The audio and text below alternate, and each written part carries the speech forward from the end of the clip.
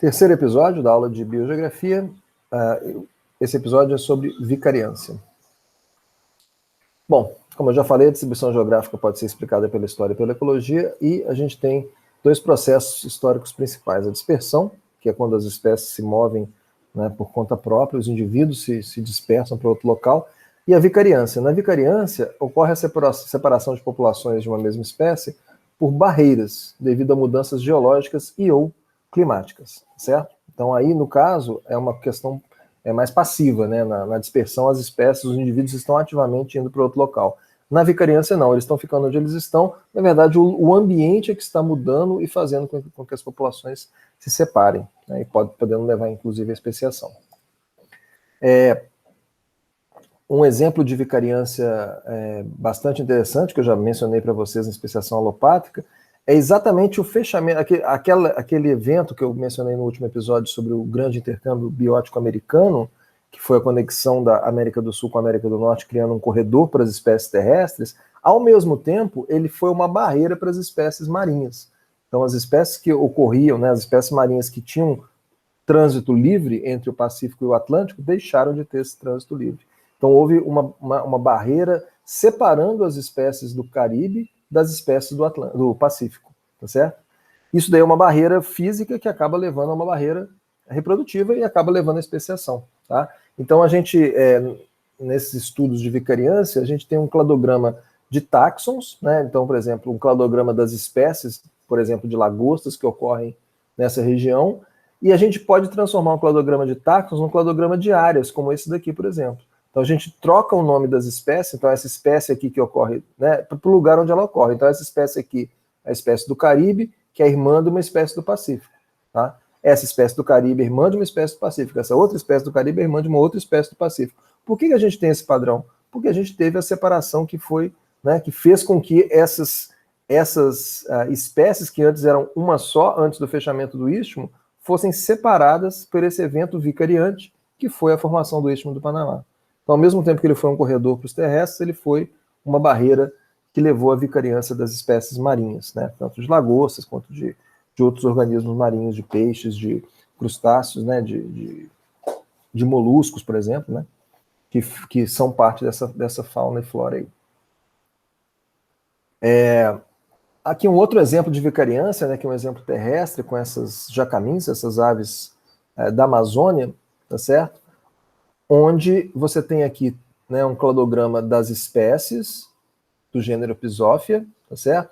E as cores representam os locais onde essas espécies ocorrem, tá bom? Então, quando a gente faz isso daqui, a gente vê nitidamente, né, que existe uma separação inicial em dois grandes grupos, tá certo? Um grupo, que é esse daqui, ao norte do rio Amazonas Solimões, tá? E esse grupo aqui ao sul do Amazonas Solimões. Então, a primeira separação é essa norte-sul, tá? Que provavelmente reflete processos biogeográficos de formação do rio Amazonas Solimões, que separou a população ancestral em duas subpopulações, né? Que gerou dois ancestrais, o ancestral comum do grupo norte e o ancestral comum do grupo sul. Depois, esse ancestral do grupo norte foi sucessivamente se separando, nesse clado das Guianas, nesse clado do Rio Negro e nesse clado do Rio Napo. E cada um deles acabou evoluindo para uma espécie diferente, porque essas barreiras, né, esses rios, acabaram separando essas populações e impedindo o fluxo gênico, levando à evolução de novas espécies. A mesma coisa aconteceu aqui no sul, né, cada interflúvio formando uma espécie diferente. Então, isso é um exemplo de vicariância, né? Ou seja, as espécies não foram de um lugar para outro, elas ficaram onde elas estavam e a formação dos rios acabou separando e levando a novas espécies. Tá? Esse daqui é um dos trabalhos pioneiros, né, de biogeografia de vicariância. Então, a gente tem cladograma de áreas para esses maruins, para esses mosquitos aqui né, do hemisfério sul. Aqui a gente está vendo a Antártida, aqui a América do Sul, aqui a África, aqui a Austrália e Nova Zelândia.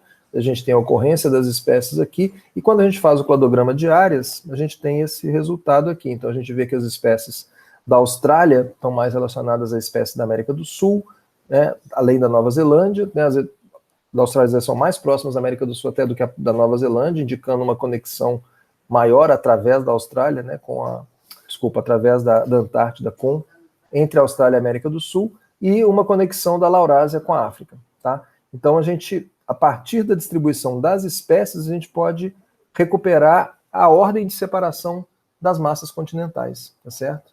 Porque a ordem que as massas de terra vão separando vão isolando as populações que estão vivendo nessas massas de terra. Tá? Então, o cladograma de Jarias é bem interessante para isso. Isso nos leva, então, à questão da separação dos continentes e do movimento dos continentes. Como eu falei para vocês, né, o Simpson, por exemplo, trabalhava todas as questões de biogeografia em função da dispersão, porque ele não acreditava na movimentação dos continentes, né, que é uma ideia do Alfred Wegener, no começo do século XX, né, de 1912, de que os continentes estariam à deriva, estariam se movimentando. Né?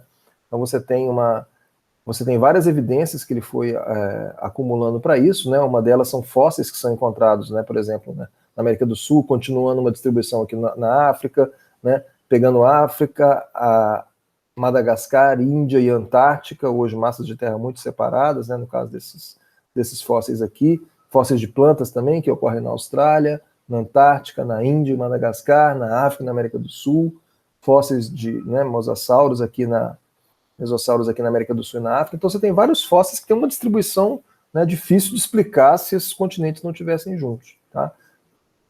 A própria forma da América do Sul e da África, né, do leste da América do Sul e do oeste da África, indica esse encaixe, né, e você tem também formações geológicas que são equivalentes nos dois continentes. Então isso levou ele à formação da ideia de que os continentes estão se movendo, tá certo?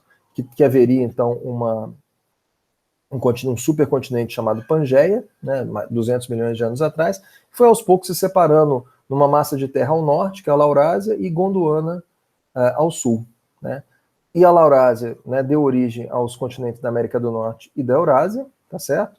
E a Gondwana foi se separando e deu origem a todos esses continentes. Então você tem a América do Sul, Antártica, Austrália, a África, a Madagascar se separou, né, do resto do continente africano, e a Índia, né, que é interessante que a Índia, apesar dela hoje estar na Eurásia, ela na verdade é como se fosse uma grande ilha, um subcontinente que foi migrando em direção ao norte até se encontrar com a Ásia. Inclusive esse choque, né, da Índia com a Laurásia deu origem à formação da maior cadeia de montanhas que a gente tem, que são os Himalaias, incluindo o próprio Everest. Né? Então, tudo isso faz muito sentido, mas faltava um mecanismo para isso. Tá? O Wegener, no começo do século XX, não tinha um mecanismo para isso. Só no meio do século é que explorações oceânicas, principalmente em busca de petróleo, né, e perfurações, começaram a entender melhor a estrutura geológica da Terra e perceberam que a Terra é formada por placas tectônicas. Então você tem aí a teoria da tectônica de placas surgindo nos anos de 1950 e 1960, e mostrando que você tem placas, né, a crosta do planeta é formada por placas, e essas placas estão se movimentando de fato. Né? Então você tem placas que estão, né, aqui as setas mostram a direção dessas placas, então você tem uma fratura no fundo do Oceano Atlântico, por exemplo, levando à formação de crosta terrestre e uma separação dessas crostas em direção à África e em direção à América do Sul. Então a África e a América do Sul estão ficando cada vez mais distantes, na verdade, continuando um processo que se iniciou, né, há mais de 60 milhões de anos atrás, mais 80 milhões de anos atrás.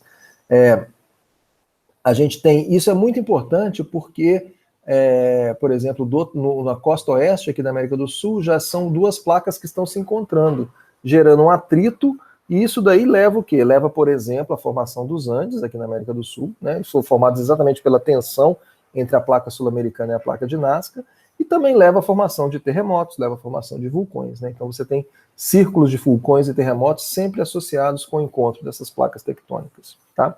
Quase sempre, né? Os terremotos ultimamente aqui, né? No meio da placa aqui acontecem também, mas os grandes terremotos, os grandes vulcões estão associados a esses encontros de placas. Tá? Então a Terra é formada por um núcleo, né? Você tem um núcleo interno, um núcleo externo, um manto, tá? E aí você tem a crosta terrestre. Né? E o que acontece é que a crosta terrestre ela tem essas movimentações. Né? E o material do manto, né, quando ele sai na forma de um vulcão, por exemplo, ele pode sair na forma de um vulcão, ele pode sair na forma de uma falha oceânica no meio do Atlântico, como eu falei. Né? Você tem formação de cadeias de montanhas em função dessa, né, aqui seria o que acontece na América do Sul, por exemplo, nos Andes, né, onde você tem uma placa entrando, né, que é esse processo aqui, né, o choque de duas placas e uma delas acaba indo para baixo da outra e levando a outra a se dobrar. Aqui é o que acontece no meio do Atlântico, onde as placas estão divergindo, e aqui é o que acontece, por exemplo, na Califórnia, que uma placa está indo em uma direção e a outra está indo em outra. Tá?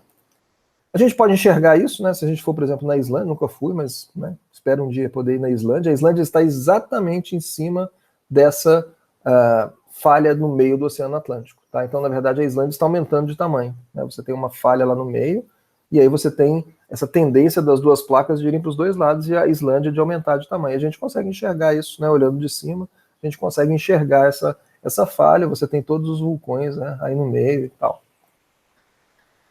Outro lugar que a gente não enxerga isso, mas a gente enxerga uma evidência disso, do encontro de placas, é a chamada linha de Wallace, que é uma linha invisível, obviamente, né, que ela separa duas regiões geográficas, a região oriental, tá, que vem lá do Sudeste Asiático, né, aqui na Indonésia, Bornéu, e aqui a região australiana, né, a Austrália está aqui, Nova Guiné, aí você tem essas ilhas aqui, que têm faunas completamente diferentes. Se você for de Bali para Lombok aqui atravessar, você vai ver que você tem espécies que, né, grupos que você tem de um lado e que você não tem no outro e vice-versa, né, aves do paraíso, marsupiais, vários organismos de um lado, e do outro lado você tem outros que você não vai encontrar do lado de cá. Isso é explicado pela tectônica de placas. Então, apesar de estarem próximas aqui hoje, eram parte de placas tectônicas diferentes e entraram em contato recentemente.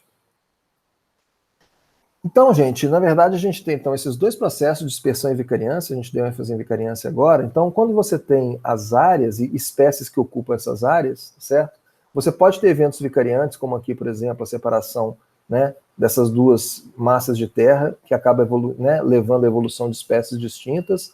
Pode acontecer de novo, levando a uma outra especiação aqui, né? A vicariância não depende da movimentação dos continentes, não depende da tectônica de placas. Ela pode acontecer, por exemplo, quando uma cadeia de montanhas separa a distribuição de duas espécies. Então, os Andes, por exemplo, quando sorrigueram, separaram populações de um lado e de outro dos Andes. Né? Então, o ancestral que ocupava essa área toda com o sorriguimento dessa cadeia de montanhas acabou se separando em duas espécies C e D. Tá?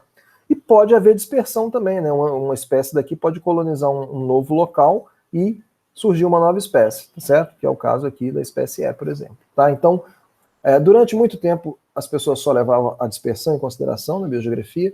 Depois, a partir dos anos de 1960, por aí, com a tectônica de placas e também com a filogenética, né, passou-se a assumir vicariância para tudo, e a dispersão acabou sendo deixada de lado. Né?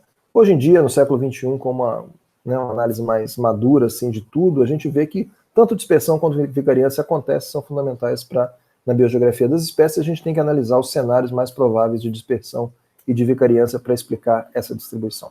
Ok? Por hoje é só, e o próximo episódio é mudanças climáticas.